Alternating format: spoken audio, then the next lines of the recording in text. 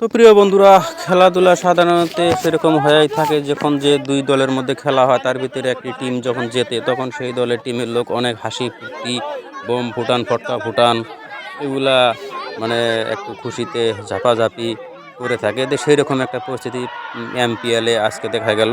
তো আজকের যে সেমিফাইনালটি হলো সেখানে ছিল বিলাসীপাড়া রয়্যাল ভার্সেস মাসানারালগা সুপার কিং। এখানে আজকের এই সেমিফাইনালে মাসানগা সুপার কিং বিজেতা লাভ করেছে। তো এই সেমিফাইনাল আজকে যেহেতু, সেই জন্য ট্রফিগুলা আজকেই স্টুডিওতে সাজিয়ে রাখছে স্টেডিয়ামে। তো এখানে দেখেন কি সুন্দর এক খেলার জাঁকজমক পরিবেশ আজকে হয়ে গেল।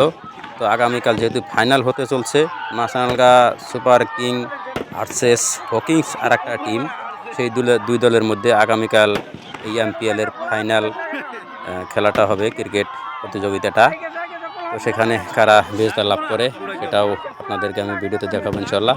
আর এটা এই এমপিএল নিয়ে আমি প্রথমে একটা ভিডিও ছাড়ছিলাম যখন শুরুতে আয়োজন চলছিল। আপনারা অনেকেই দেখছেন, ভালোবাসা দিয়েছেন, ভিউ দিয়েছেন, লাইক কমেন্ট শেয়ার করছেন, সেজন্য তাদের প্রতি আবারও শুভেচ্ছা। যেহেতু সেমিফাইনাল আজকেই, সেজন্য দেখেন ট্রফিগুলো আয়না স্টেডিয়ামে সাজিত রাখছে, যে কন্ট্রোল রুমটা সেখানে। এখানে কমিটির মানুষের মুখে হাসিকে দেখা যাচ্ছে, যেহেতু সুকলমে তারা খেলাটা পরিচালিত করলো।